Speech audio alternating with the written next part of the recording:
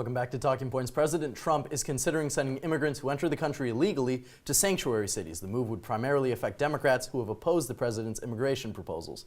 Now, Syracuse is a sanctuary city, and that decision may impact local residents. Here to discuss the recent developments is Talking Points analyst Thomas St. Hillaire.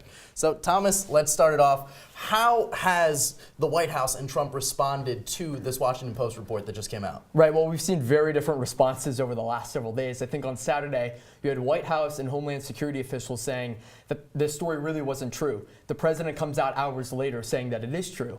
Then the following day, you have spokespeople going on cable television saying, okay, the policy part of this is true, but the reason for it isn't true. They're saying that they weren't doing this as a revenge tactic, that they were doing this for other reasons.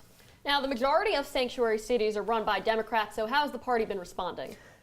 They haven't been taking to this too kindly, it seems like. I think what you're seeing is you're seeing opposition on the political front, right? I think a spokesperson for Nancy Pelosi came out and said that they're essentially using human lives as a political pawn. But you're also seeing opposition on the legal end, really, saying that, does the president really have the right to do this? So, I think there was a story today that came out saying that, President Trump is doing this to kind of make a middle ground, but Democrats are not taking to this too kindly.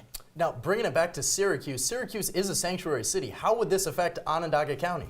Right. I mean, again, anything's possible, but I think right now it's very unlikely that this would affect the city of Syracuse right now, in part because, according to U.S. Immigration and Customs Enforcement, Syracuse really doesn't qualify as a sanctuary city, because a sanctuary city is one in which they are defying orders by ICE.